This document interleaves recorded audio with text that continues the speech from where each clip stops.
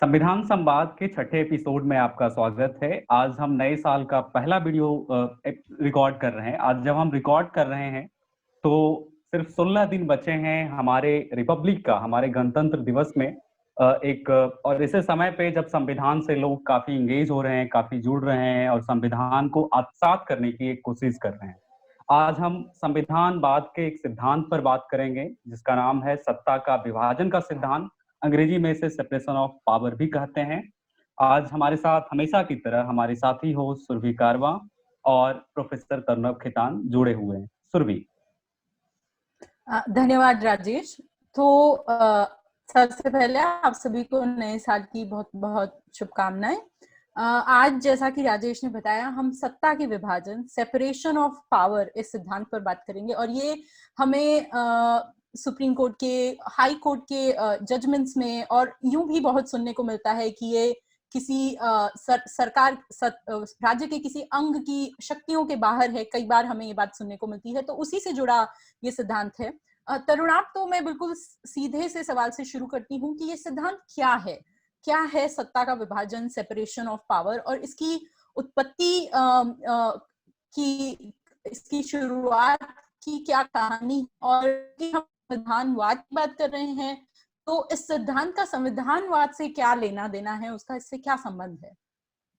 सबसे पहले तो नमस्कार और आदाब राजेश और सुरभि, आप दोनों को और कुंदन को भी, जो हमारी मदद कर रहे हैं। और मैं अपने दर्शकों और श्रोताओं को गणतंत्र दिवस की बहुत बहुत शुभकामनाएं देना चाहता हूं। अब जब तक शायद ये सुनेंगे, गणतंत्र दिवस आसपास ही होगा, हो सकता है आप गणतंत्र दिवस वाले दिन ही सुन रहे हो। और इस साल हमारे गणतंत्र का 71वां साल होगा, तो काफी मुख्य, काफी महत्वपूर्ण दिन है ये। तो सत्ता का विभाजन का जो सिद्धांत है, सेपरेशन ऑफ पावर्स, जिसको हम अंग्रेजी में बोलते हैं, संविधानवाद के अगर दो मूल सिद्धांत अगर पूछे जाएं किसी संविधानवादी से, तो वो ज्यादातर सत्ता का विभाजन और कानून का शासन, इन दोनों सिद्धांतों का ही नाम लेंगे। संविधान, जैसा कि हम पहले भी बता चुके हैं, संविधान लोकतांत्रिक भी हो सकता है, गैर लोकतांत्रिक भी हो सकता है, समाजवादी भी हो सकता है।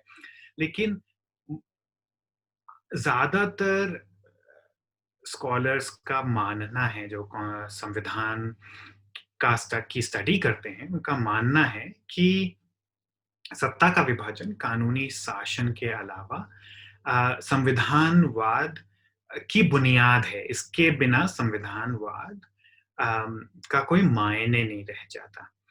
तो इसको हम ऐतिहासिक तौर पर समझें तो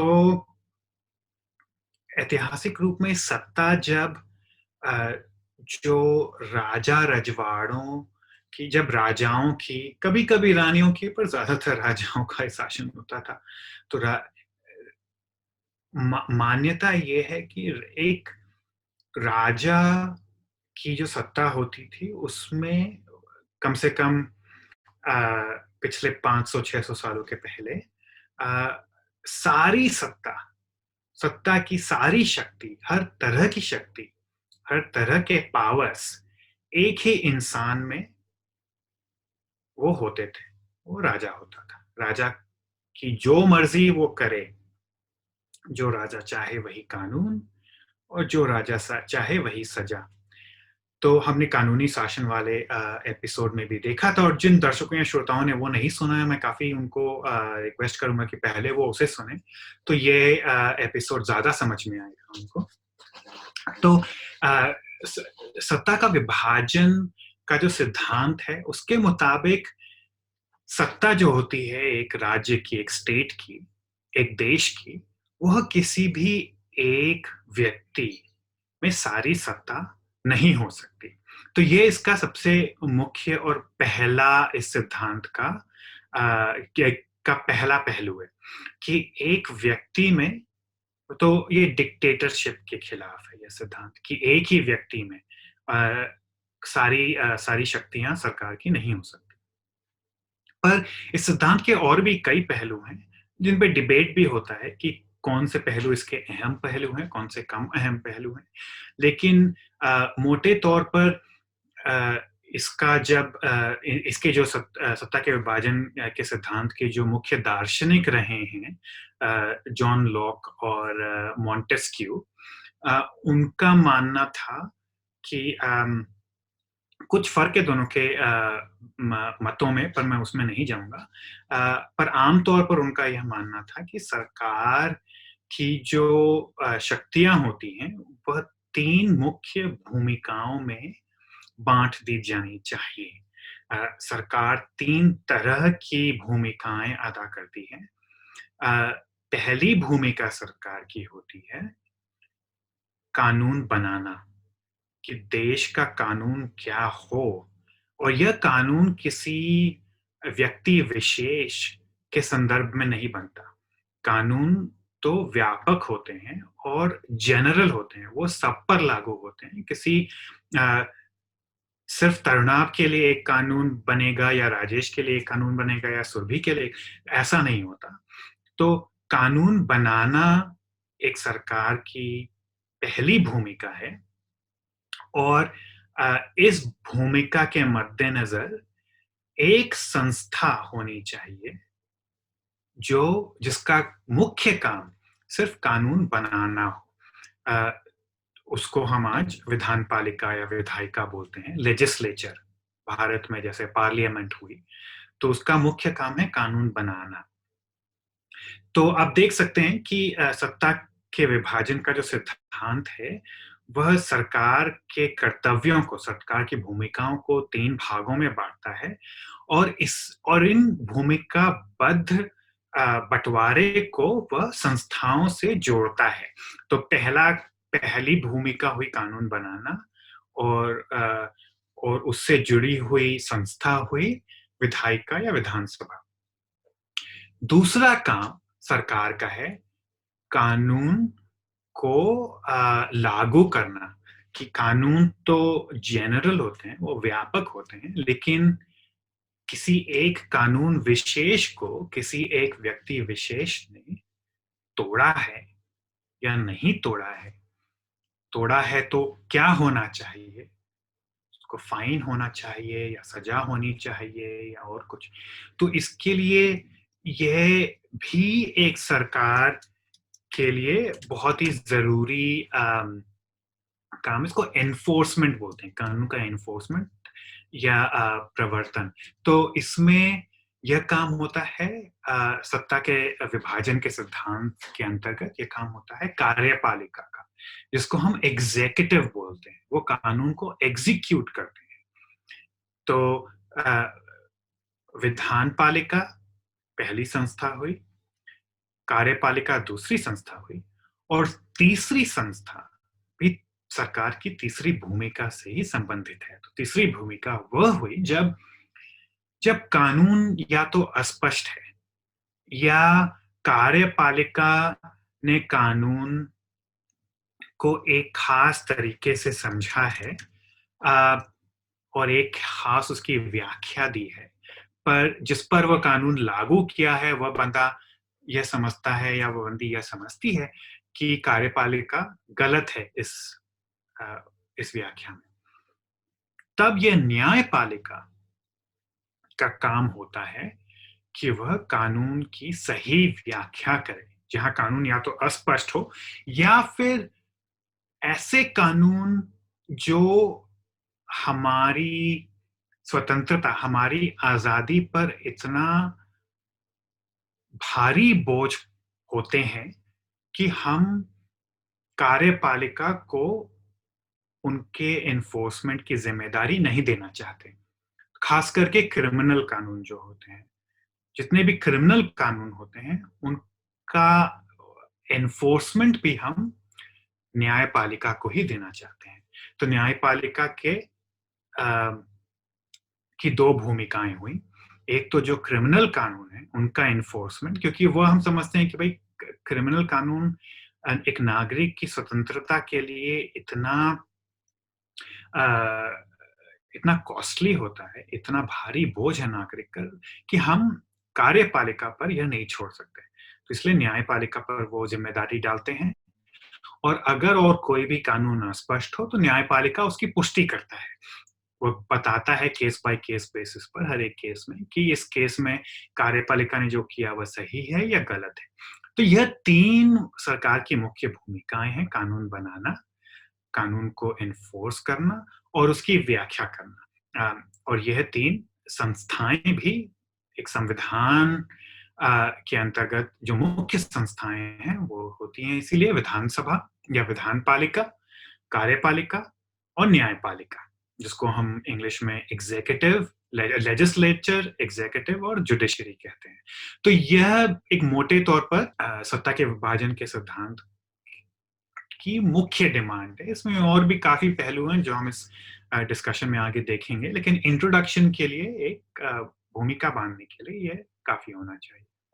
प्रोफेसर खेतान, इसी बात को आगे बढ़ाते हुए मेरा दूसरा प्रश्न है कि यह सिद्धांत क्यों जरूरी है, और जो सत्ता का विभाजन का सिद्धांत है उसका कानून के शासन के सिद्धांत, जिसे हम रूल ऑफ लॉ, हमने पिछले वीडियो में भी इसका जिक्र किया है, या स्वतंत्रता के सिद्धांत, आजादी के सिद्धांत से क्या संबंध है?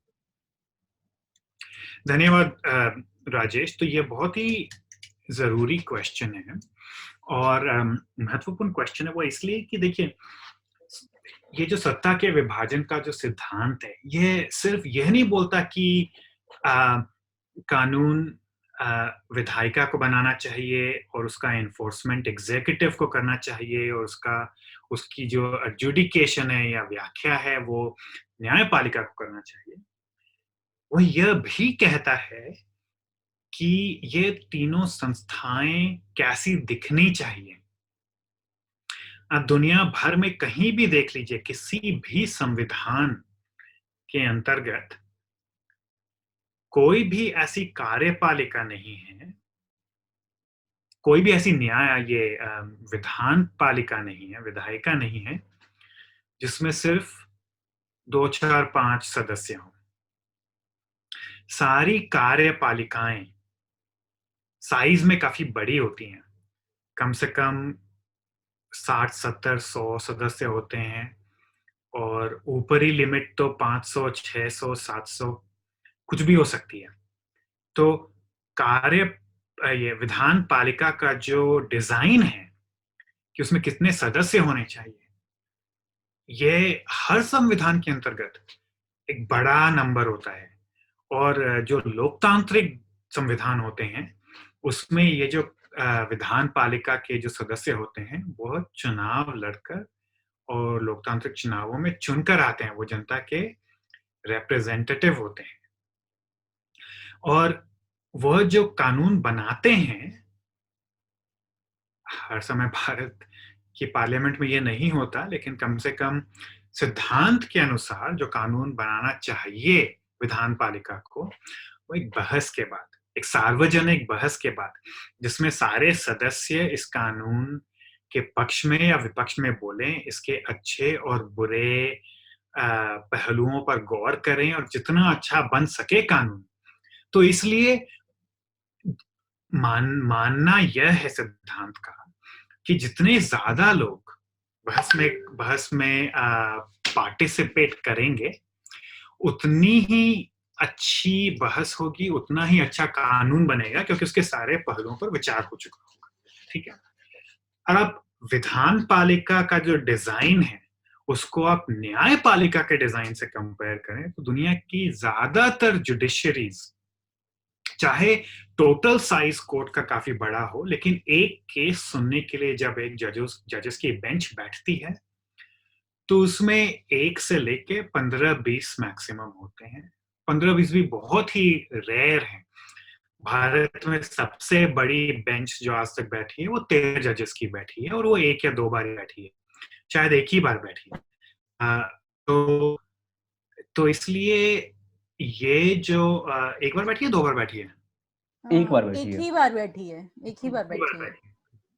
तो जो न्यायपालिका होती है ये इसमें हमेशा कम नंबर होते हैं। तो यह भी इस सत्ता के विभाजन के सिद्धांत का मूल पहलू है कि न्याय पालिका जो होती है वो एक आम बहस के तौर पर निर्णय नहीं लेती, वो कानून के मुताबिक निर्णय लेती है। तो वो निर्णय लेने के लिए जो उसके सामने वकील बहस करते हैं, पर वो कानूनी बहस होती है। न्यायपालिका के सामने जो बहस होती है वो विधान पालिका के सामने वाली बहस से बिल्कुल अलग होती है। उसमें वकील यह जजेस को समझाने की कोशिश करते हैं कि कानून क्या कहता है, और वकील भी और जज भी कानून के एक्सपर्ट्स होते हैं। वो कानून के मुताबिक उनका काम है जजमेंट देना। तो महत्व सिद्धांत का ये, अब एग्जीक्यूटिव जो होता है, जो कार्यपालिका होती है, वो बहुत ही विशाल और बहुत ही विस्तारित होती है। उसमें सबसे ऊपर पार्लियामेंट्री सिस्टम में प्रधानमंत्री होते हैं और प्रेसिडेंशियल सिस्टम में राष्ट्रपति होते हैं। उनके नीचे एक कैबिनेट होती है जो भी पॉलिटिशियंस की बनी होती है आमतौर पर, और उनके नीचे ब्यूरोक्रेसी होती है, बहुत ही विशाल ब्यूरोक्रेसी होती है। वो ब्यूरोक्रेसी, कार्यपालिका इतने सारे अलग अलग कानूनों को एनफोर्स करती है कि उनमें हर एनफोर्समेंट की एक एक्सपर्टीज होती है। अब जैसे टैक्स का कानून है, तो टैक्स के कानून को जो रेवेन्यू सर्विस है वो इन्फोर्स करती है, लागू करती है। हाँ, बिल्कुल। और जो क्रिमिनल कानून होते हैं, जो क्रिमिनल लॉ होता है, उसको आमतौर पे पुलिस लागू करती है।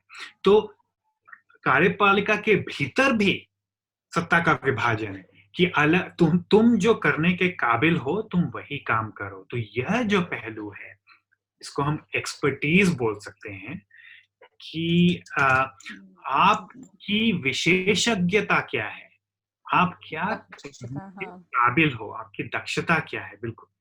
तो उसी के मद्देनजर हर इंस्टीट्यूशन को एक खास भूमिका दी जाती है, और उस भूमिका के मद्देनजर उसकी जो संरचना है वो उसी के मद्देनजर की जाती है कि कैसी संस्था होनी चाहिए जो इस भूमिका को सबसे अच्छे तौर पे अदा कर सके। अब आप न्यायपालिका का एग्जाम्पल ले अगर, तो यही नहीं है कि जजेस जो होते हैं वो कानून के विशेषज्ञ होने चाहिए, कानून में एक्सपर्ट होने चाहिए, कानून में दक्ष होने चाहिए। यह भी जरूरी है क्योंकि हमने कानूनी शासन वाले सिद्धांत के एपिसोड में देखा था कि जजेस को सिर्फ, हमारे जो न्यायाधीश होते हैं उनको सिर्फ कानून के अनुसार ही जजमेंट देना चाहिए, आदेश देना चाहिए। तो इसलिए यह भी जरूरी है कि वो राजनीतिक दबाव से बिल्कुल मुक्त रहें, क्योंकि न्यायपालिका अगर राजनीतिक दबाव के अनुसार जजमेंट्स देने लग जाए तो फिर वो न्याय संगत नहीं रहेगा। तो इसलिए बहुत मुश्किल है जज को पद से हटाना, क्योंकि अगर जज को यह चिंता रहे कि अगर मैं सरकार के खिलाफ जजमेंट दे दूं तो कल तो ये मुझे निकाल देंगे, तो जज डरा रहेगा। तो एक निडर न्यायपालिका बनाना बहुत जरूरी है। तो इसलिए बहुत सारे पहलू यह जो सिद्धांत है सत्ता के विभाजन का वह देखता है, और भूमिकाबद्ध संस्थाओं की संरचना करने की कोशिश करता है। तो इसलिए ये सिद्धांत जरूरी है कि एक तो सारी भूमिकाएं अलग अलग अदा हो और उनके द्वारा अदा हो जो उनको अदा करने में सबसे ज्यादा सक्षम। धन्यवाद तरुणाब। तो हमने अभी तक समझा कि ये सिद्धांत क्या है, उसका स्वतंत्रता से क्या लेना देना है, संविधानवाद से क्या लेना देना है। मैं अब आपको भारत के परिप्रेक्ष्य में लाना चाहूंगी कि भारत के संविधान में इस सिद्धांत को कैसे देखा गया है। और भारत की अगर हम संविधान सभा की बात करें तो अक्सर कहा जाता है कि ये जो ब्रिटिश सिस्टम है उसको हमने एक तरह से अपनाया है। तो आपका इस बारे में क्या विचार है कि हमारा सिस्टम इस सिद्धांत को किस तरह देखता है? धन्यवाद सुभी। तो देखिए, लोकतांत्रिक देशों में मोटे तौर पर सत्ता विभाजन का जो सिद्धांत है उसके दो खास रूप होते हैं। एक तो मैंने जैसे बताया था अभी, प्रेसिडेंशियल प्रणाली, राष्ट्रपति प्रणाली, या फिर पार्लियामेंट्री प्रणाली होती है, सिस्टम होता है। तो दोनों प्रणालियों में एक बात कॉमन है कि जुडिशरी जो है, न्यायपालिका जो है, वो इंडिपेंडेंट होनी चाहिए। किसी भी लोकतांत्रिक संविधानवाद के अंतर्गत जो न्यायपालिका है उस पर अगर राजनीतिक दबाव हो तो उसको आप ना तो लोकतांत्रिक बता सकते हैं, ना ही ये बता सकते हैं कि इसमें हमारा सत्ता का विभाजन सुनिश्चित तौर पर हुआ है। तो इसीलिए जब जैसे भारत में हम डिबेट कर रहे हैं कि जजेस के रिटायरमेंट के बाद जो उनको पद मिलते हैं, जो सरकार देती है, उसका सत्ता के विभाजन के सिद्धांत पर असर पड़ता है कि नहीं, इसका सीधा सीधा आंसर है बिल्कुल पड़ता है भाई। अगर जज रिटायर होने वाले हैं, और हमारे यहाँ 62 या 65 साल की उम्र में जज रिटायर हो जाते हैं, तो भाई अब 1950 का बना हुआ संविधान है, जब हाई कोर्ट के जजेस को हम 62 साल की उम्र में रिटायरमेंट किया, एज लागू हुआ था, और सुप्रीम कोर्ट के लिए 65 साल। तो अब आज मेडिसिन इतना आगे बढ़ चुका है कि 65 साल की उम्र में आप रिटायर हो रहे हो तो 10-15 साल काम करने की कैपेसिटी आप में है। तो आप चाहते हो कि भाई मैं कोई रोल पब्लिक लाइफ में अदा करूं, अगर आप जज हैं जो रिटायर हो गए हैं। अब आप रिटायर होने के बाद आपको कोई सरकारी पद मिलेगा कि नहीं, और अच्छा पद मिलेगा या बुरा पद मिलेगा, आप जैसे नेशनल ह्यूमन राइट्स कमीशन के चेयरपर्सन बनोगे, जो काफी महत्वपूर्ण और ओहदेपूर्ण पद है, या आपको कुछ नहीं मिलेगा, और आप को अपना, आप जज रिटायर होने के बाद इंडिया में अब प्रैक्टिस नहीं करते हैं, लोगों को ये लगता है भाई मैं जज रह चुका हूँ, फिर वकील क्यों बनूं, तो वो खराब माना जाता है।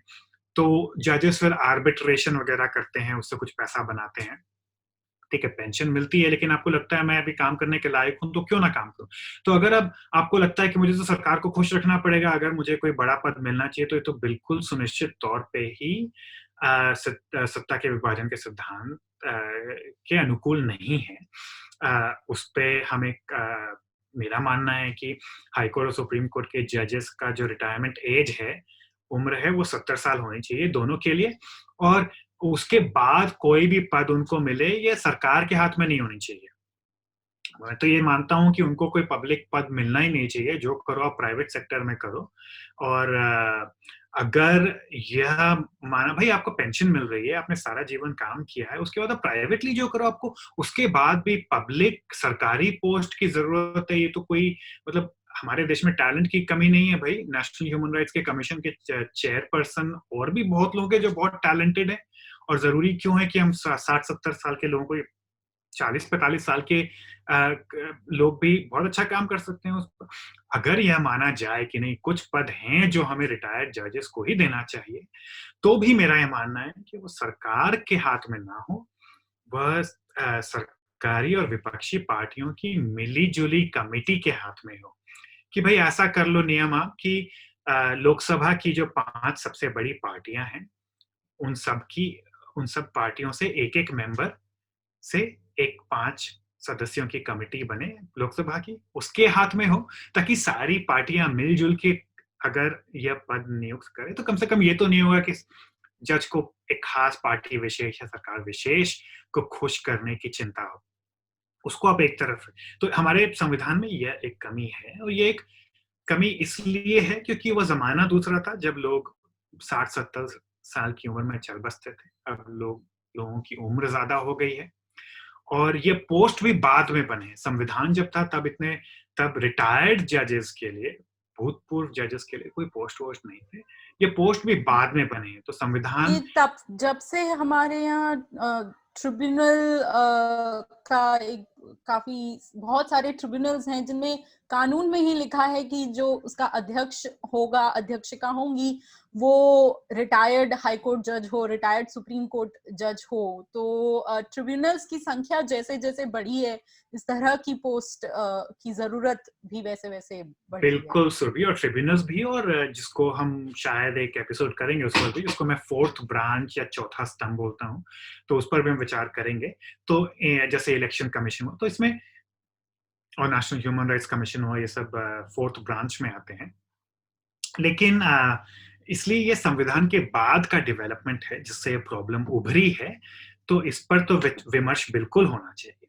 लेकिन सवाल के जो दूसरा पक्ष है उस पे जाऊं कि ये तो न्यायपालिका में क्लैरिटी है कि न्यायपालिका बिल्कुल इंडिपेंडेंट होनी चाहिए, लेकिन जो संसदीय प्रणाली है, पार्लियामेंट्री सिस्टम, और जो प्रेसिडेंशियल प्रणाली सिस्टम है जिसको हम राष्ट्रपति प्रणाली बोलते हैं, उनमें मेन फर्क ये होता है कि संसदीय प्रणाली में जो प्रधानमंत्री है वह डायरेक्ट इलेक्शंस, सीधे जनता के चुनाव से नहीं इलेक्ट होता। प्रधानमंत्री को संसद में जिस पार्टी के पास मेजॉरिटी है उस पार्टी के मेंबर्स चुनते हैं, और सिर्फ चुनते ही नहीं, उस पार्टी के संसदीय बहुमत प्रधानमंत्री को चुनती भी है और प्रधानमंत्री को कभी भी पद से हटा भी सकती है। जैसे ही संसद में प्रधानमंत्री बहुमत खो देते हैं उनको इस्तीफा देना ही पड़ेगा। राष्ट्रपति प्रणाली में जो राष्ट्रपति होते हैं उनको जनता सीधे चुनावों में डायरेक्टली चुनती है, तो इसलिए उनका संसद के बहुमत से कोई मतलब नहीं है। राष्ट्रपति की पार्टी संसद में अल्पसंख्यक भी हो सकती है, उसमें बहुमत नहीं भी हो सकता है, हो भी सकता है, बहुमत खो भी सकता है, लेकिन राष्ट्रपति का जो टर्म है वो सुनिश्चित होता है। उसमें बहुत बड़ी बहस है कि कौन सा सिस्टम बेटर है, और दोनों सिस्टम को मिला जुला के काफी मिली जुली सिस्टम्स भी आ चुकी हैं। लेकिन मूल फर्क यही होता है कि संसदीय प्रणाली में जो कार्यपालिका का जो सबसे ऊपरी भाग है, जो कैबिनेट जिसको बोलते हैं, वो कार्यपालिका की मेंबर होती है, और राष्ट्रपति प्रणाली में जो कैबिनेट होता है वो न्यायपालिका की मेंबर होती है, और राष्ट्रपति प्रणाली में कार्यपालिका का जो कैबिनेट है वो न्यायपालिका से अलग होती है।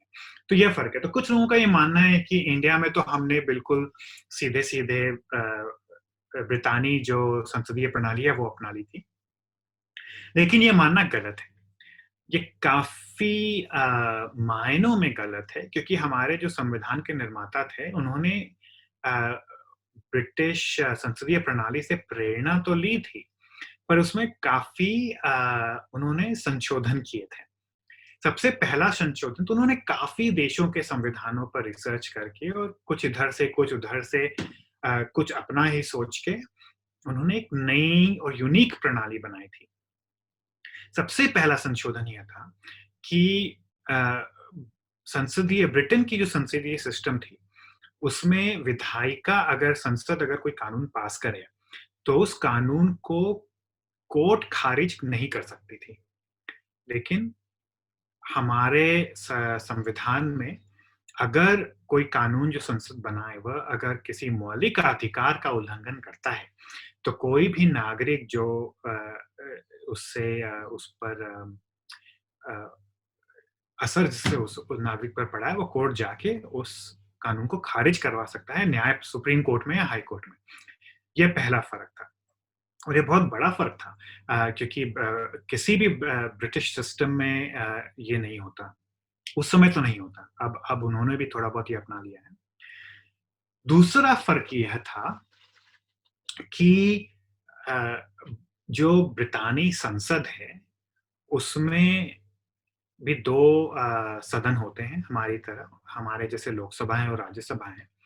ब्रिटेन में भी हाउस ऑफ कॉमन्स और हाउस ऑफ लॉर्ड्स होते हैं, लेकिन जो हाउस ऑफ कॉमन्स है वो तो चुनाव होके लोगों द्वारा चुने जाते हैं, लेकिन हाउस ऑफ लॉर्ड्स चुनी नहीं जाती। हाउस ऑफ लॉर्ड्स 1950 में जब हमारा संविधान लागू हुआ उस समय तो पूरी तरह से उसके जो सदस्य थे वो अनुवांशिक थे कि कोई सीट किसी वंश के अनुसार नोबिलिटी को मिली, बिल्कुल। तो वही उसके लॉर्ड के जो पहले पुत्र हैं वो उसको इनहेरिट करते थे। तो ये तो बिल्कुल जैसे फ्यूडल जो सामंती प्रथा थी 1950 में भी अंग्रेजी संसद में वह चली आ रही थी। भारतीय संसद में राज्यसभा ऐसे नहीं बनती कि हम राजे रजवाड़े तो उस समय भारत में थे, उनके वंशजों को राज्यसभा की मेंबरशिप नहीं मिली। राज्यसभा भी चुन के आते हैं, हालांकि उनके चुनाव इनडायरेक्ट होते हैं, उनको जनता डायरेक्टली नहीं चुनती। जनता जो राज्यों की विधानसभाओं में अपने जो रिप्रेजेंटेटिव चुनती है, जनता के रिप्रेजेंटेटिव फिर वोट डाल के राज्यसभा के सदस्यों को चुनती है। तो यह फर्क भी बहुत महत्वपूर्ण फर्क था।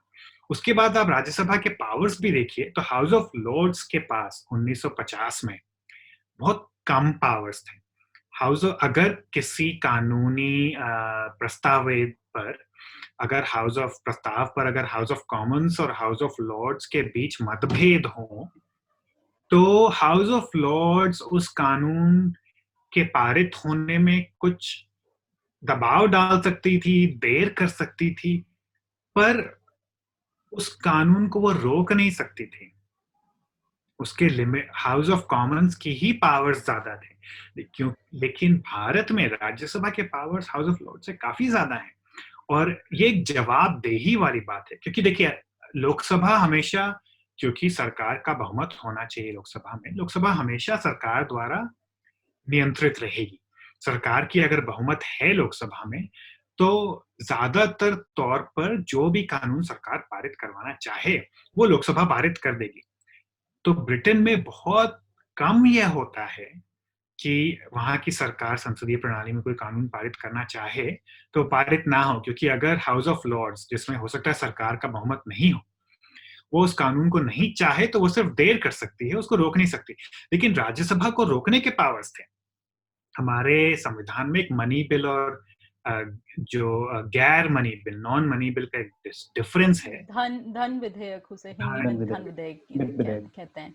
बजट के अलावा बजट रोकने की ताकत राज्यसभा में नहीं है, वह सिर्फ लोकसभा, मतलब धन विधेयक और भी हो सकते हैं, लेकिन आमतौर पर सिर्फ बजट को ही धन विधेयक मानते हैं। जो बजट के साथ जो फाइनेंशियल बिल आता है उसी को मानते हैं, लेकिन उसके अलावा राज्यसभा किस सरकारी विधेयक को रोक सकती है और अपना मतभेद जाहिर कर सकती है। और अगर सरकार की मेजॉरिटी राज्यसभा में नहीं है, और कोई जरूरी नहीं है कि हो, और ऐसी संरचना थी कि कोशिश यह थी कि सरकार की मेजॉरिटी ना रहे राज्यसभा में, ताकि सरकार को ऑपोजिशन जो है, जो जिसके राज्यसभा में मेजॉरिटी हो, उसको भी अपने साथ लेकर चलना पड़े। तो यह जो एक चेक था, एक जवाबदेही थी राज्यसभा के प्रति, यह एक राष्ट्रपति प्रणाली का जो सेपरेशन है। राष्ट्रपति प्रणाली में राष्ट्रपति की अगर मेजॉरिटी नहीं हो संसद में, वहां के संसद में, तो राष्ट्रपति कोई कानून पास नहीं कर सकता। संसदीय प्रणाली में, ब्रिटिश संसदीय प्रणाली में, अगर, क्योंकि प्रधानमंत्री की का बहुमत हमेशा होता है, उसके सारे कानून पास हो जाते हैं। भारत ने एक बीच का रास्ता निकाला था कि एक सदन में आपका बहुमत हमेशा रहेगा और एक सदन में नहीं रहेगा। तो हमारी प्रणाली थोड़ी बहुत संसदीय है और थोड़ी बहुत, कम से कम उनकी इच्छा यह थी कि थोड़ी बहुत राष्ट्रपति प्रणाली की तरह हो, कि विपक्ष की भी एक भूमिका हो कानून पास करने में। और अगर दोनों सदनों का मतभेद हो तो एक जॉइंट सेशन बैठे, जिसमें लोकसभा का पलड़ा भारी रहेगा, क्योंकि उसके सदस्य ज्यादा होते हैं, पर ये उसमें भी यह बिल्कुल सुनिश्चित नहीं है कि लोकसभा ही जीतेगी, राज्यसभा और लोकसभा के बीच लड़ाई हो तो इसलिए हमारी प्रणाली काफी डिफरेंट है। राज्यों को एक बड़ा रोल दिया गया फेडरलिज्म के कारण। एक गलत काम जो हमारे संविधान में हुआ, बहुत बड़ी गलती थी, और यह भी एक अमेंडमेंट के जरिए आया। संविधान के जो पहला जो ड्राफ्ट था, उसमें गवर्नर्स राज्यों में वो इलेक्टेड थे जनता के द्वारा। तो पहली जो ड्राफ्ट थी संविधान की, उसमें सेंटर में संसदीय प्रणाली थी और राज्यों में राष्ट्रपति प्रणाली थी, लेकिन वह बदल दिया गया। बाद में उसमें संशोधन हुए, राज्यों में भी संसदीय प्रणाली अपनाई गई, लेकिन उन्होंने फिर गवर्नर्स को हटाया नहीं। गवर्नर्स को रख लिया और गवर्नर्स चुने हुए नहीं होते, ऐसा जैसा कि हम सब जानते हैं, वह नियुक्त होते हैं सेंटर द्वारा। और यह हमारे एक सेपरेशन ऑफ पावर्स का जो स्कीम है, सत्ता का विभाजन का जो स्कीम है, उसके लिए बहुत बड़ी प्रॉब्लम है, क्योंकि जो रूलिंग पार्टी है सेंटर में, वो राज्यों को गवर्नर्स के जरिए कंट्रोल करती है। तो इसलिए मैं बस ये थोड़ा विस्तार में ये समझाने की कोशिश की है मैंने, कि हमने काफी कुछ ब्रिटानी सिस्टम से अपनाया, लेकिन काफी फेरबदल भी किए बाकी सिस्टम्स को देखते हुए, और ज्यादातर फेरबदल अच्छे के लिए किए। लेकिन जो गवर्नर्स का जो पद था, वो एक मिस्टेक था, वो एक। जी, तो एक तरीके से मध्य मार्गी व्यवस्था का भारतीय अनुकूल परिस्थितियों में रूपांतरित किया गया। बिल्कुल। प्रोफेसर खेतान, अगला प्रश्न है कि ये कहा जाता है कि कार्यपालिका या अर्ध न्यायिक संस्थाओं के बढ़ते शक्तियों के कारण जो सत्ता विभाजन का सिद्धांत है, उसका मतलब या तो खो चुका है या पुराना हो गया है। आज ऐसा लगता है कि जो सत्ता विभाजन का सिद्धांत है और चेक एंड बैलेंस, जो जवाबदेही का सिद्धांत है, उत्तरदायित्व का सिद्धांत है, वो ज्यादा महत्वपूर्ण है। आप इन सिद्धांतों के बीच के अंतर को या एक परस्पर संबंध को कैसे देखते हैं? देखिए, तो ये प्रश्न इसलिए उठता है क्योंकि हम अगर जो सबसे पहला सवाल आपने पूछा था, उस पर दोबारा जाएं, तो मैंने कहा था कि 3 भूमिकाएं होती हैं सरकार की: कानून बनाना, कानून को एनफोर्स करना, और कानून की व्याख्या करना। और उसके उसके संबंधित 3 संस्थाएं होती हैं: विधानपालिका, कार्यपालिका और न्यायपालिका। प्रॉब्लम यह हो गई है कि पहले तो जो कार्यपालिका है, जो एग्जीक्यूटिव है, वह उसके बहुत सारे काम अब कानून बनाने के काम हो गए हैं। तो पार्लियामेंट, क्योंकि एक तो बहुत बिजी है, और आजकल भारत में खास करके सरकार पार्लियामेंट बुलाती ही नहीं है, क्योंकि वो जवाबदेही नहीं देना चाहती। ये भी एक प्रॉब्लम है हमारे डिजाइन में, क्योंकि विपक्ष के पास भी संविधान, संसद को गठित करने का, संसद को बुलाने का, संसद के सदन को बुलाने के पावर्स होने चाहिए। क्योंकि सरकार को जवाबदेही देनी है, तो सरकार चाहेगी नहीं कि संसद गठित हो और संसद सरकार से जवाबदेही मांगे। तो इसलिए संसद कानून बनाने के अपनी जो शक्तियां हैं, वह काफी बार जो सरकार होती है उसको दे देती है, उसको डेलीगेट कर देती है कि मोटे तौर पे हमने इस कानून की रूपरेखा डाल दी है, अब इसके जो डिटेल्स हैं वो तुम जाके बनाओ। तो हमारी प्रणाली में एक तो एग्जीक्यूटिव जो है, कार्यपालिका है, वो बहुत सारे कानून बनाने लग गई है।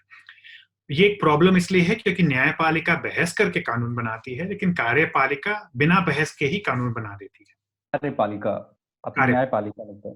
हाँ, कार्यपालिका, बिल्कुल। दूसरी प्रॉब्लम यह है संसदीय प्रणाली में कि अगर संसद ठीक से काम ना करे और विपक्ष को टाइम ना दे किसी विधेयक के प्रस्ताव पर बहस करने के लिए, तो जो प्रस्ताव सरकार ने संसद के सामने पेश किए हों, वही पास हो जाते हैं, बिना बहस के और बिना संशोधन के। तो संसद वास्तविकता में कोई उसमें सुधार नहीं ला रही। संसद का काम क्या है कि बहस के जरिए कानून को सुधारे, क्योंकि तो इसीलिए हम 500-600 सदस्यों की संसद बनाते हैं कि इतने सारे जब उसके पहलू गौर से देखे जाएंगे तो उसमें सुधार होगा। लेकिन अगर जो सरकार प्रस्ताव ला रही है वो बिना संशोधन के, बिना बहस के पास हो जाए, हमने अब किसानों के जो विधेयक पास हुए वो भी बिना किसी बहस के पास हो गए, तो उसी में प्रॉब्लम्स होती है, क्योंकि जो कार्यपालिका है उसके पास कंसल्ट करने की, बहस करने की ना तो इच्छा होती है, ना ही उसमें दक्षता है कि वो एक वास्तविक बहस कर सके। तो ये प्रॉब्लम हो गई है कि कानून बनाने का सारा भार, अब ज्यादातर भार कम से कम कार्यपालिका उठा रही है। तो जो इसका विधान पालिका का जो काम था वो नहीं हो रहा विधान पालिका में। ये बहुत बड़ी प्रॉब्लम है और इसका एक ही सलूशन है कि विपक्ष को विधान पालिका चलाने के पावर्स देने ही पड़ेंगे। सिर्फ सरकार के पास ये पावर नहीं हो सकती कि लोकसभा कब बैठे, किस इश्यू पे बहस करे और कब किस विधेयक को पारित करे या उसको कमिटी में भेजे। तो ये विपक्ष के पावर्स होने ही पड़ेंगे, तभी विधान पालिका काम कर सकती है। दूसरा प्रॉब्लम जो हुआ है, ये सुरभि ने जैसे अभी मेंशन किया था पिछले क्वेश्चन में, कि बहुत सारे ऐसी नई संस्थाएं बन गई हैं जो ये जो ट्राईपार्टाइट, जो 3 भाग वाले जो सरकारी भूमिका का जो जी जी, मैं वही बोल रहा था कि जो त्रिकोणीय भूमिका एक तरीके से निभाते हैं, ये भूमिकाएं जो हैं उसमें फिट कहीं भी नहीं बैठती। अब बहुत सारी ऐसी ट्राइब्यूनल्स हैं, स्पेशलिस्ट ट्राइब्यूनल्स होती हैं, जैसे टैक्स ट्राइब्यूनल हो या कंज्यूमर प्रोटेक्शन ट्राइब्यूनल हो, उसमें वो दिखते कोर्ट जैसे हैं, लेकिन उसमें कुछ सदस्य न्यायपालिका के होते हैं जिनको कानून की ट्रेनिंग होती है, और कुछ सदस्य एक्सपर्ट मेंबर जिनको हम बोलते हैं, जो इनकी एक्सपर्टीज कार्यपालिका की एक्सपर्टीज की तरह होती है, उनकी न्यायिक एक्सपर्टीज नहीं होती। ये एक मिली जुली संस्था हो गई। अब ये कार्यपालिका है या न्यायपालिका है, समझ में नहीं आता। अब इलेक्शन कमीशन का काम देख लीजिए। इलेक्शन कमीशन इलेक्शंस के लिए रूल्स भी बनाती है, कानून बनाती है, उसको एग्जीक्यूट भी करती है, और इलेक्शन डिस्प्यूट होने से उस पर कोर्ट की तरह बैठकर उस पर डिसीजन भी देती है। तब इलेक्शन कमीशन तीनों काम कर रही है, विधान पालिका का भी काम कर रही है, कार्यपालिका का भी काम कर रही है, और न्यायपालिका। इसको हम फोर्थ ब्रांच इंस्टीट्यूशंस बोलते हैं। तो ये जो नई संस्थाएं उभर के आई हैं, जो खास मुद्दों पर तीनों काम कर रही हैं, कुछ लोग बोल रहे हैं कि इसका मतलब यह हुआ कि यह सिद्धांत अब महत्वपूर्ण नहीं रह गया। मैं ये नहीं मानता। मेरा मानना है कि सिद्धांत आज भी महत्वपूर्ण है, क्योंकि सिद्धांत की जो पहली रिक्वायरमेंट है कि आपकी भूमिका और आपकी संस्थागत संरचना में तालमेल हो, वह आज भी इलेक्शन कमीशन के लिए भी जरूरी है। मेरा तो यह मानना है कि इलेक्शन कमीशन चाहे यह तीनों काम करे, उसकी अंदरूनी संरचना में भी यह विभाजन होना चाहिए कि इलेक्शन कमीशन के जो कमिश्नर्स हैं, जो कानून बना रहे हैं, वह जो कानून की व्याख्या कर रहे हैं जज की तरह बैठ के, वो अलग अलग लोग होने चाहिए। एक इंटरनल डिवीजन करके भी आप, अंदरूनी विभाजन करके भी आप इस सिद्धांत को लागू कर सकते हैं। पर आपके सवाल में इस सिद्धांत का एक दूसरा पहलू भी मौजूद है, जो अब हमें जाहिर करना चाहिए। वो यह है कि पहला पहलू तो यह था भूमिकागत संस्था की संरचना, भूमिका के अनुसार संस्था को डिजाइन करो। दूसरा है हर संस्था की दूसरी संस्थाओं के प्रति जवाबदेही,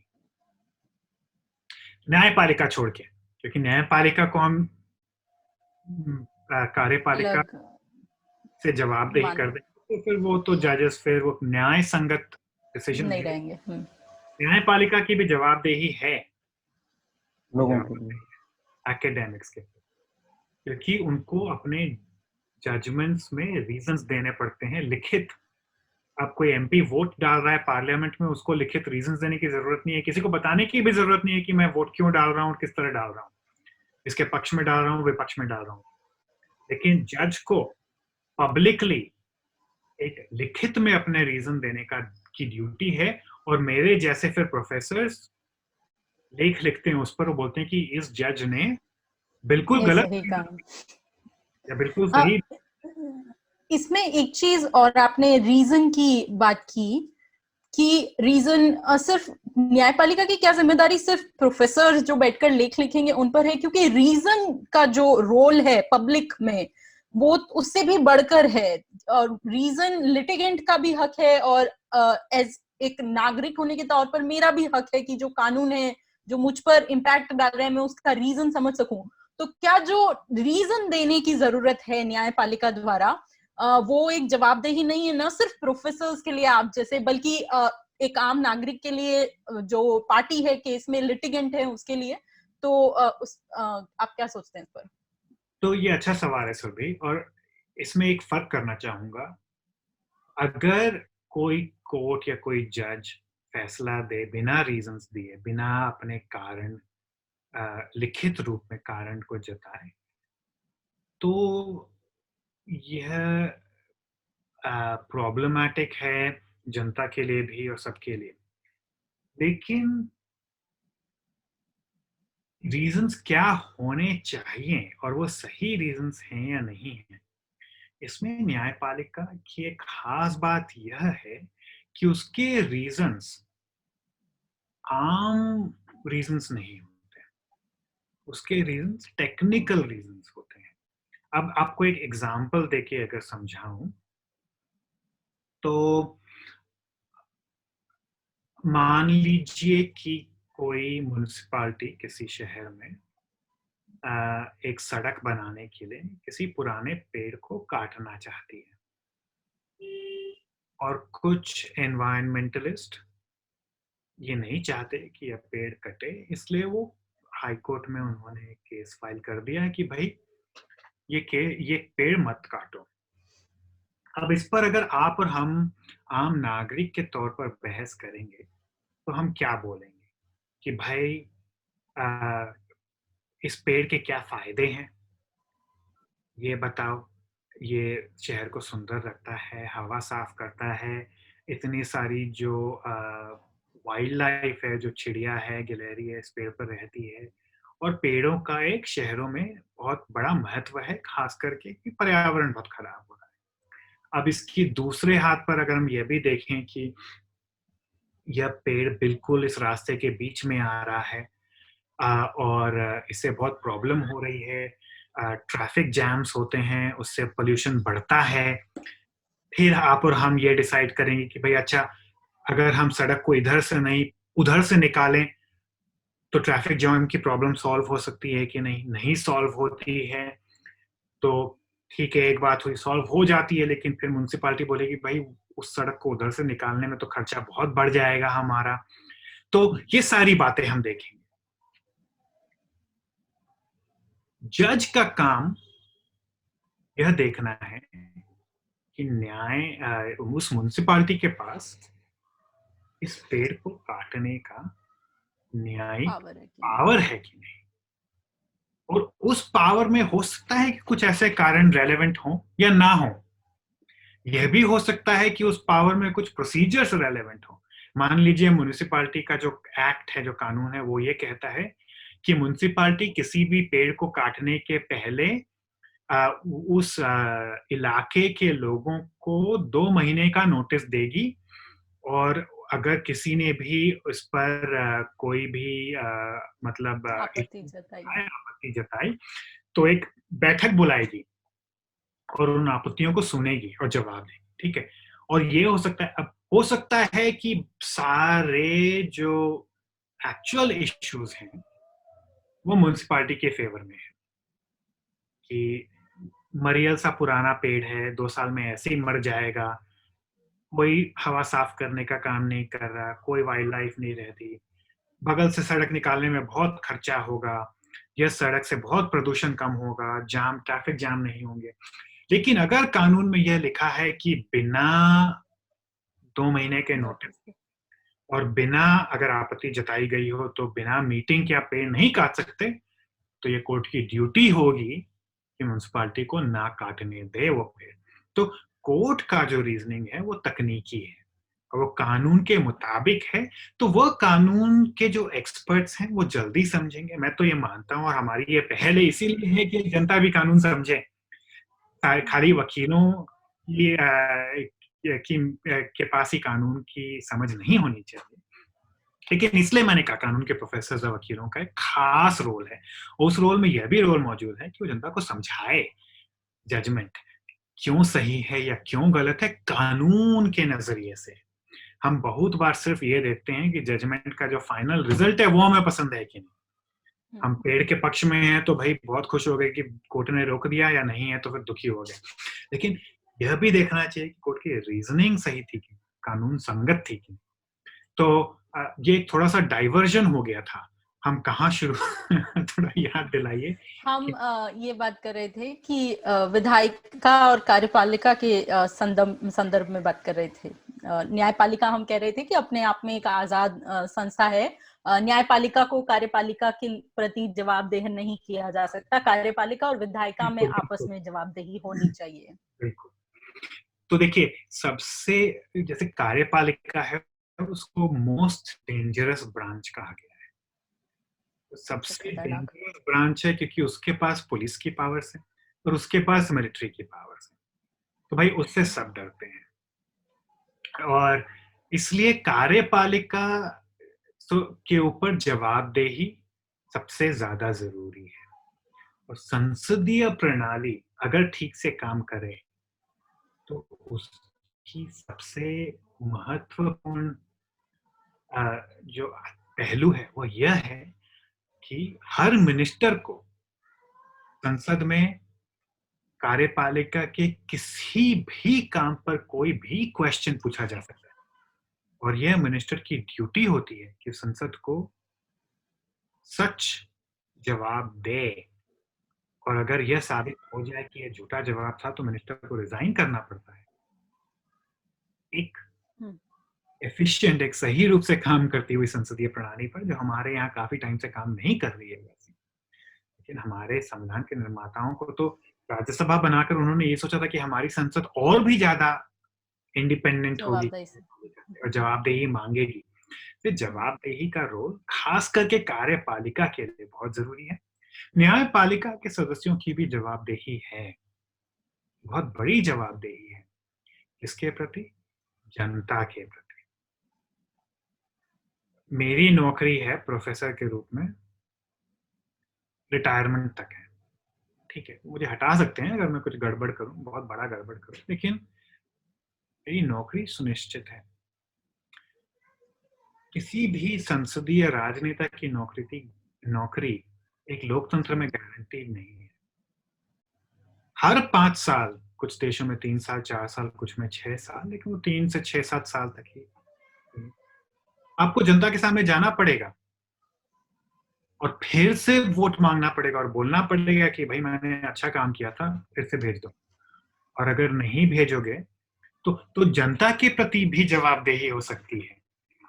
तो कोर्ट की जवाबदेही जनता के लिए और खास करके कानून के विशेषज्ञों के लिए एक रीजंस देने की जवाबदेही है, और वो नहीं कोर्ट करता है काम तो उसकी क्रिटिसिज्म होती है जजेस की। सदस्यों की लोकसभा में, राज्यसभा में सदस्यों की जवाबदेही है एक तो मीडिया के प्रति, गलत काम करे तो मीडिया क्रिटिसाइज करेगी, और फिर हर 5 साल में जनता के सामने जाके आपको जवाबदेही देनी पड़ेगी। और जो एग्जिट है उसकी जवाबदेही विधान पालिका के सामने भी है और न्यायपालिका के सामने भी है। कानून संगत काम नहीं किया है तो न्यायपालिका पकड़ेगी, और अगर जनता के खिलाफ काम किया है तो विधान पालिका पकड़ेगी। तो इसलिए जवाबदेही का सिद्धांत भी सत्ता के विभाजन के सिद्धांत में ही शामिल है। आई थिंक सुरभि को पूछना था। हाँ। मेरा सवाल ये था कि हमने तरुणा, आपने ये बताया कि हमें ये सुनिश्चित करना पड़ेगा कि जो प्रतिपक्ष है, विपक्ष है, वो भी संसद की कार्यवाही बुला सके। और आपने पिछले वीडियोस में ये भी बात की है कि कैसे नेता प्रतिपक्ष का, जो नेता विपक्ष का जो पद है, वो एक संवैधानिक पद नहीं है, उसे संवैधानिक बनाया जाना चाहिए।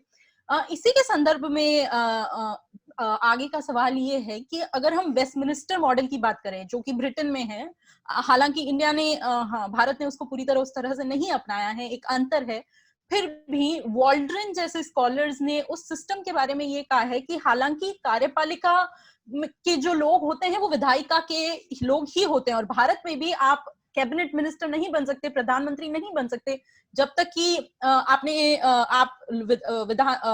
विधायिका के सदस्य नहीं है। अगर आप नहीं है तो आपको 6 महीने में इलेक्शन लड़के बनना पड़ेगा। तो जब कार्यपालिका और के लोग विधायिका के भी सदस्य हैं, फिर भी वॉल्ड्रिन जैसे स्कॉलर्स का कहना है कि ये जो अंतर है कि आप कार्यपालिका के तौर पर कानून को लागू करने का काम कर रहे हैं और विधायिका के तौर पर बनाने का काम कर रहे हैं, वो अंतर बना रहता है क्योंकि कार्यपालिका जिस तरह से काम करती है वो एक अंतर बनाए रखती है। पर अगर कार्यपालिका विधायिका को सिर्फ इस तरह माने कि हमें अपना बिल ही पास करवाना है, कि हमें सिर्फ अपना एजेंडा, अपना काम ही निपटवाना है, तो फिर ये सिद्धांत एक तरह से इसका सिद्धांत का पालन नहीं होता। तो क्या आपको लगता है कि और क्या तरीके हैं जिससे हम सुनिश्चित कर सकें कि हमारी संसद स्वतंत्र हो? क्योंकि जैसा हम ये भी कह चुके हैं कि भारत के सिस्टम में लोकसभा में जो मेजॉरिटी है, जो बहुमत है, वो सरकार का ही होगा। जो सत्ताधारी पार्टी है उसी के लोग संसद में, लोकसभा में ज्यादातर मेंबर होंगे। तो और कौन से कानून हैं जिन पर हमें ध्यान देकर उनमें सुधार लाना चाहिए कि हमारी संसद कार्यपालिका से स्वतंत्र हो सके, और जो मेंबर्स हैं, जो उसी पार्टी के मेंबर हैं, वो भी एक जवाबदेही अपनी ही पार्टी के कैबिनेट मिनिस्टर, अपनी ही पार्टी के प्रधानमंत्री से सुनिश्चित कर सकें?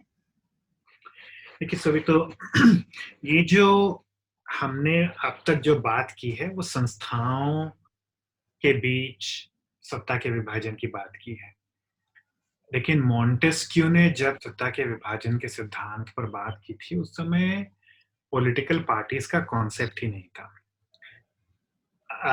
अमेरिकी संविधान ने जब इस प्रिंसिपल को, इस सिद्धांत को अपनाया, तब भी पॉलिटिकल पार्टीज का एक मतलब उनको एक अंदेशा तो था कि उभर रहे हैं, पर ये क्या होती है उनको नहीं पता। तो पॉलिटिकल पार्टीज ने कार्यपालिका और विधान पालिका के बीच का जो विभाजन है उसको पूरी तरह से गड़बड़ कर दिया है। और सिर्फ संसदीय प्रणाली में ही नहीं, राष्ट्रपति प्रणाली में भी। राष्ट्रपति प्रणाली में तो इस कदर से कॉम्प्लिकेशंस आ गए हैं कि अगर राष्ट्रपति की पार्टी संसद के दोनों सदनों में बहुमत रखती हो, जो कि अभी अभी जो अब अमेरिका के भूतपूर्व राष्ट्रपति होने जा रहे हैं डोनाल्ड, उनके पूरे कार्यकाल में, उन पूरे कार्यकाल शुरू के 2 साल, कार्यकाल के 2 सालों में उनके सदन के दोनों सदनों में डोनाल्ड ट्रंप की पार्टी का बहुमत था।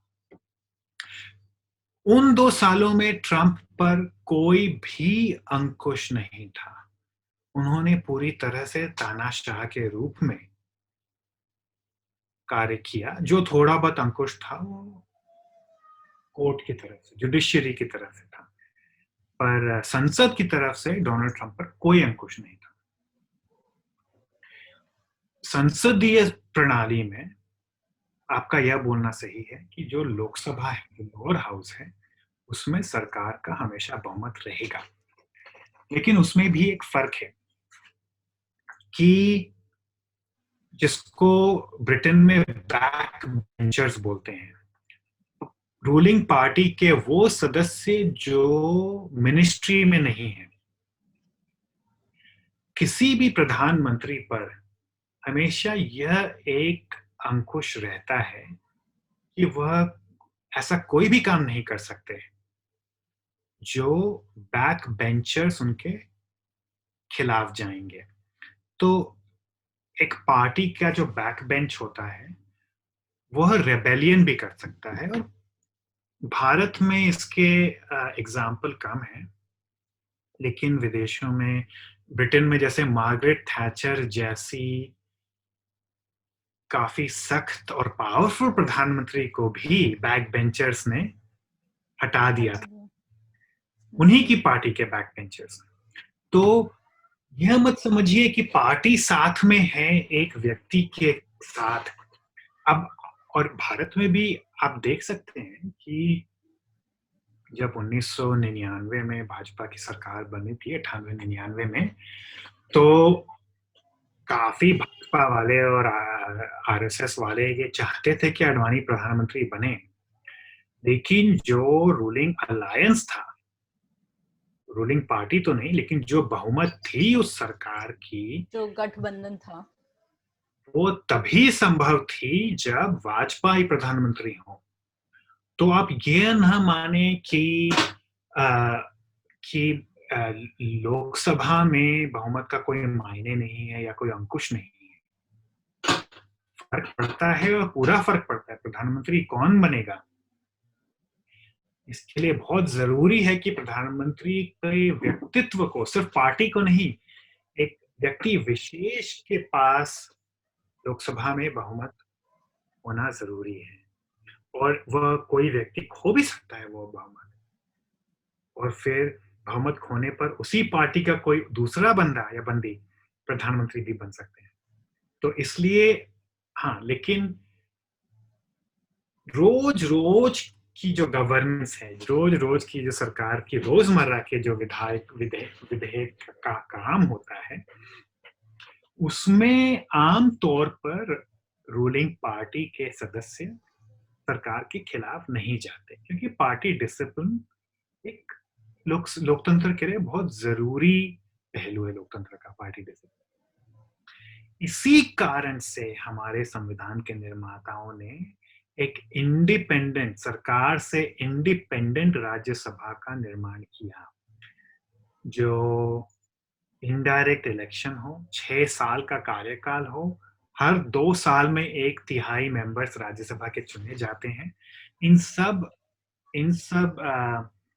का मुख्य मकसद था कि सरकार का राज्यसभा में बहुमत ना हो, या राज्यसभा में बिल पास कराने के लिए सरकार को थोड़ी मशक्कत करनी पड़े।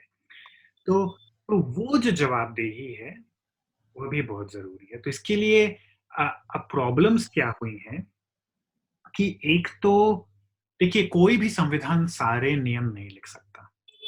कुछ नियम जो है वो हमें ना लिखे हुए भी, हमें उनका जो संविधान में जो एक तो लिखे हुए रूल्स हैं, उसके अलावा एक संविधान की स्पिरिट क्या है, संविधान क्या चाहती थी रूल्स को लिख के, एक वह भी एक चीज होती है, भावना। संविधान की भावना कह सकते हैं। तो वो भावना के लिए यह जरूरी है कि हम सबसे पहले तो सदन को बुलाने का जो पावर है, लोकसभा कब बैठेगी और राज्यसभा कब बैठेगी, और कब उसको आप डिसॉल्व कर सकते हैं और कब उसको आप सस्पेंड कर सकते हैं, कब उसकी मीटिंग खत्म कर सकते हैं, ये पावर सिर्फ सरकार के पास नहीं हो सकते। इस साल अब तक तो जो शीत सत्र होता है, विंटर सेशन होता है पार्लियामेंट का, अब तक नहीं बुलाई गई है, और सरकार सुनने में आ रहा है कि 1-2 दिन का कुछ सत्र बुलाएगी। तो यह तो बिल्कुल संविधान की भावना के खिलाफ है। नहीं, शीत सत्र शायद न्यूज तो ये है कि शायद शीत सत्र होगा ही नहीं, विंटर सेशन शायद पार्लियामेंट का, जहां तक मैंने पढ़ा है, शायद मैं गलत हो सकती हूँ, पर बुलाएंगे ही नहीं, अब सीधे बजट सत्र होगा। देखिए, हाँ, और जिसके लिए कहा जा रहा है कि वो प्रॉपर पूरी तरह से बुलाया जाएगा। देखिए, अब संविधान में नियम क्या है कि संसद के 2 सदनों के बीच 6 महीने से ज्यादा 6 महीने से अंतर नहीं होना चाहिए। वो तो आउटर लिमिट है आउटर लिमिट को सरकार ने मैक्सिमम पॉसिबल टाइम अवेलेबल मान लिया है कि हम 6 महीने से ज्यादा नहीं हो सकता, तो हम 6 महीने से कम भी नहीं करेंगे। तो वो बिल्कुल 6 महीना गिन रहे हैं कि कब बैठी थी, उससे 6 महीने कल होने वाले हैं, तो आज बैठ लो। तो यह तो संविधान की भावना का कत्ल करना हो। ऐसे संसद नहीं चल सकती, संसद को बैठना पड़ेगा, और इसके लिए आप सरकार पे निर्भर नहीं रह सकते, विपक्ष को पावर देनी पड़ेगी। इसके अलावा और बहुत सारी, और देखिए आज की सरकार कल की विपक्ष है, और आज का विपक्ष कल की सरकार है। इसलिए अगर आप लोकतंत्र बने रहे तो ठीक है, तो इसके लिए ये इनके भी, आज के सरकार के भी सेल्फ इंटरेस्ट में है कि हम विपक्ष को ये पावर्स दें, संसद बुलाने का पावर, संसद में क्या डिस्कशन होता है, कम से कम हफ्ते में एक दिन तो विपक्ष का दिन हो। अब एजेंडा में, अब देश के सामने सबसे बड़ी क्या चुनौती है आज के दिन? किसानों का आंदोलन। सरकार संसद का सदन बुला ले, लेकिन एजेंडा सरकार कंट्रोल करती है, किसान आंदोलन एजेंडा में ही ना डाले।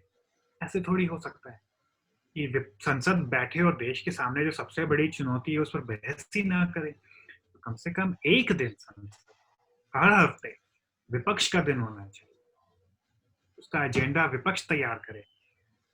जो नियुक्तियां होती हैं, जैसे मैंने बताया 4th ब्रांच की, इलेक्शन कमिश्नर कौन बनेगा, रिजर्व बैंक का गवर्नर कौन बनेगा, नेशनल ह्यूमन राइट्स के मेंबर्स कौन होंगे, यह संसद की 5 बड़ी पार्टियों की 5 सदस्यीय कमेटी होनी चाहिए, हर पार्टी का एक बंदा या बंदी। वो विपक्ष सरकार बैठ के फिर डिसाइड करेंगे। तो भाई ये सब भी हमारे जो विपक्षी दल के नेता हैं वो भी हमारे प्रतिनिधि हैं, वो भी चुनाव जीत के गए हैं, हार के नहीं गए हैं। सरकारी पार्टी के पास 2019 के इलेक्शन में 36% वोट पड़े थे, 2014 के इलेक्शन में 32% पड़े थे। ये देश खाली 30-35% वोटों से तो नहीं चल सकता, 70-80% तो चाहिए। तो विपक्ष के बिना तो ये पॉसिबल ही नहीं है। तो इसलिए ये विपक्ष के नेता का पद संवैधानिक रूप से मान्य होना चाहिए। सुप्रीम कोर्ट को ये बोलना पड़ेगा कि संविधान में लिखा हुआ ना हो, पर संवैधानिक भावना बिल्कुल इस पद को मानती है। और यह भी जरूरी है कि हमारी जो इंटेलिजेंस ब्यूरो है, आईबी है, हमारे जो जितने भी सिविल सर्विस हैं उसके जो चीफ हैं उनको भी ब्रीफ करना चाहिए। विपक्ष की एक शैडो कैबिनेट होनी चाहिए, ताकि आप सरकार में आओ तो आप डे 1 से, पहले दिन से सरकार चलाने की आपकी क्षमता होनी चाहिए। देश के लिए जरूरी है कि विपक्ष पहले दिन से सक्षम सरकार चलाने की क्षमता रखे। इसके लिए जो देश पे आज के दिन कोई संकट है, कोई थ्रेट है जो आमतौर पे कॉन्फिडेंशियल होते हैं, तो विपक्षी नेता को बताना जरूरी है। सिर्फ सरकार के पास ये नहीं होने चाहिए। तो इसलिए विपक्ष की ताकतों पर हमने ज्यादा बात नहीं की है भारत के संदर्भ में, ये बहुत जरूरी है। दूसरा यह कि आपने कहा कि कार्यपालिका विधानपालिका की एक पार्ट होती है, गलत है। कार्यपालिका बहुत विशाल है, उसमें पुलिस भी है और ब्यूरोक्रेसी भी है और रेवेन्यू ऑफिस भी और सब कुछ है। सिर्फ कार्यपालिका का की जो सबसे ऊपरी सतह है, उसकी राजनीतिक जो लीडरशिप है कैबिनेट में, काउंसिल ऑफ मिनिस्टर्स जिसको हम बोलते हैं, सिर्फ वो होती है विधानपालिका की सदस्य। बाकी ब्यूरोक्रेट्स की जवाबदेही मिनिस्टर के लिए है। जो सिविल सर्वेंट है, जो ब्यूरोक्रेट है, वो मिनिस्टर को जवाब देते हैं। मिनिस्टर का काम है कि वो पार्लियामेंट को जवाब दे। तो जवाबदेही का पिरामिड है। तो इसलिए जवाबदेही, अगर संसद सही से काम करे और खास करके अगर राज्यसभा सही से काम करे, तो जवाबदेही हमारे ढांचे में सुनिश्चित है।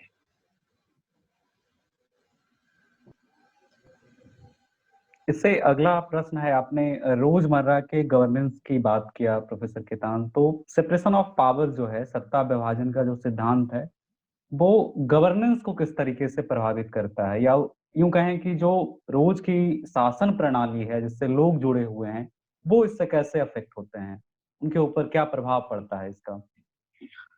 देखिए, दो प्रभाव हैं इसके। सबसे पहला तो अगर आप संस्था की संरचना, उसकी भूमिका के मद्देनजर कर रहे हो, तो ऑलरेडी आपके ढांचे में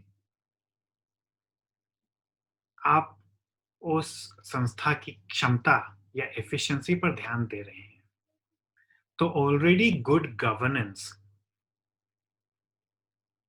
ऑलरेडी आपकी सोच का एक पहलू है कि आप संस्था वैसा बनाएं जो अपनी भूमिका अदा करने में सक्षम हो। दूसरा यह कि जवाबदेही गुड गवर्नेंस के लिए बहुत जरूरी है। कोई भी इंसान जितना ही बुद्धिमान हो, चाहे जितना ही सक्षम हो, चाहे जितना ही लोकप्रिय हो, किसी में भी एक जटिल देश, और भारत तो जटिल देशों में भी जटिल है। बहुत ही ज्यादा जटिल देश है, के लिए क्या सही है और क्या गलत है यह समझने की एक इंसान की कैपेसिटी हो ही नहीं सकती। बिना, देखिए, जवाबदेही को आजकल की सरकारें प्रॉब्लम के रूप में देखती हैं। कोई भी सरकार जवाबदेही नहीं चाहती, लेकिन जवाबदेही को आप एक सर्विस के रूप में देखिए कि कोई आपको क्रिटिसाइज कर रहा है तो वह आपको और बेहतर होने की और बेहतर करने की एक अपॉर्चुनिटी दे रहा है कि आप जो कर रहे हो आप उससे भी बेहतर कर सकते हो, चाहे जितना ही अच्छा कर रहे हो।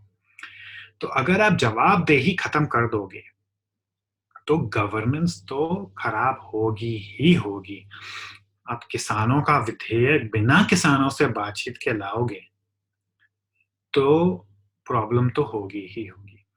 तो इसलिए जवाबदेही और ये जो यह सिद्धांत, सत्ता के विभाजन का सिद्धांत जो सुनिश्चित करती है, तो इसके दोनों पहलू, भूमिकाबद्ध संरचना संस्थाओं की और हर संस्था की जवाबदेही, दोनों ही गुड गवर्नेंस के लिए, अच्छी सरकार चलाने के लिए, जनता के लिए सरकार चलाने के लिए बहुत ही महत्वपूर्ण है। तरुणाब, आज का आखिरी सवाल, और ये चर्चा पूरी नहीं होगी जब तक कि हम इस चीज पर बात ना करें। जब हम ये रिकॉर्डिंग कर रहे हैं, किसान, बहुत बड़ी संख्या में भारत के किसान दिल्ली के आसपास इतनी कड़ाके की सर्दी में प्रोटेस्ट पर हैं। 8 बार सरकार से बात करने की कोशिश की गई है और कोई फैसला नहीं आया, और हम इस स्तर पर प्रोटेस्ट देख रहे हैं। और जो कानून जो पास किया गया बिना किसी चर्चा के किया गया, और अभी सितंबर को जो हुआ, मत विभाजन नहीं किया गया, विपक्ष की बिना सहमति के संसद का सत्र आगे बढ़ाया गया, वॉइस वोट से बिल पास कर दिया गया। तो इस तरह के जो बिल्कुल गलत प्रैक्टिसेस हैं, हमने ये चीज आधार में भी देखी थी। एक ऐसा बिल जिसका धन विधेयक से कोई लेना देना नहीं है, वो मनी बिल नहीं कहा जा सकता, उसको मनी बिल के तौर पे पास किया गया ताकि आप राज्यसभा को साइडलाइन कर सकें, उसको नजरअंदाज कर सकें।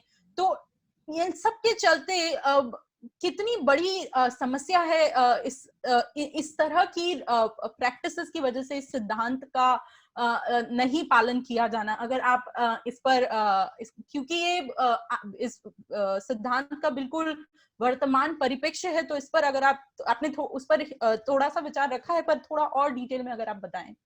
बिल्कुल, देखिए, हमारी भारतीय कार्यपालिका पर सत्ता के विभाजन का जो सिद्धांत है उसके अनुसार 3 मुख्य अंकुश है।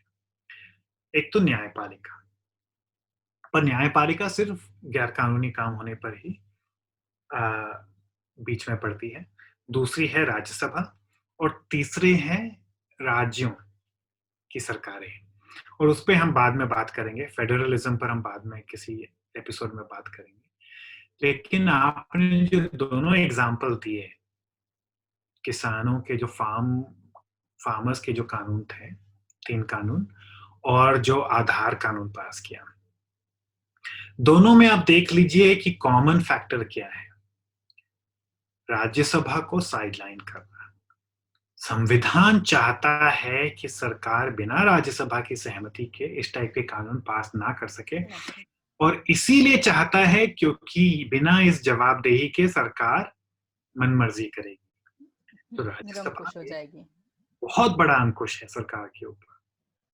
आधार में सरकार ने क्या किया, राज्यसभा सिर्फ धन कानून या मनी बिल को रोक सकती है, आधार धन कानून नहीं था, लेकिन फिर भी सरकार ने स्पीकर द्वारा उसको धन कानून घोषित करवा के राज्यसभा की असहमति के बावजूद पास करवा दिया। सुप्रीम कोर्ट में केस गया, सुप्रीम कोर्ट ने बहुत ही गलत डिसीजन में, और एक जज ने डिसेंटिंग ओपिनियन भी दिया था, एक जज जस्टिस चंद्रचूड़ ने ये भी कहा था कि ये गलत है मेजोरिटी का डिसीजन, लेकिन ठीक है, फ्रॉड ऑन कॉन्स्टिट्यूशन, शायद ये शब्द का इस्तेमाल किया गया था। और मेजोरिटी ने कहा कि ठीक है ये धन कानून है। अब वो जजमेंट दोबारा कोर्ट के सामने आने की उम्मीद है, तो देखिए क्या होता है। एक बड़ी बेंच बैठेगी और उसको, मेरे हिसाब से वो जजमेंट बिल्कुल गलत है, जस्टिस चंद्रचूड़ का डिसेंट उसमें सही था। और आधार अगर धन कानून है तो आप राज्यसभा को बंद ही करवा दो, क्योंकि फिर सारे कानून, कोई भी कानून आप पास करवाओगे वो धन कानून है, फिर राज्यसभा की जरूरत नहीं है। एक्चुअली आप फिर संसद को ही बंद करवा दो, क्योंकि लोकसभा तो वैसे भी सरकार जो कहती है वही करती है।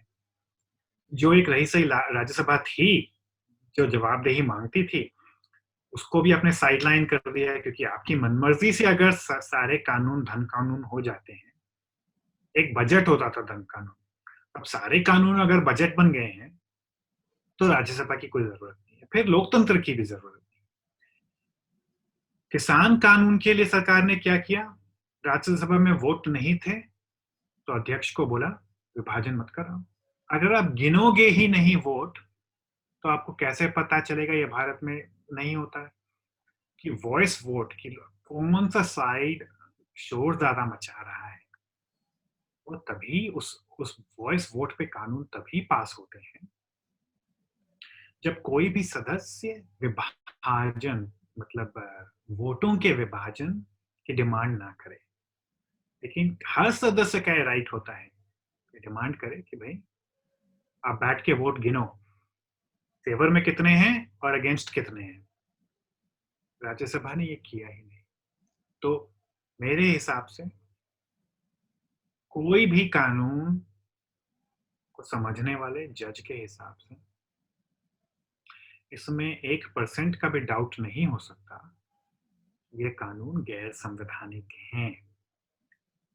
लेकिन अब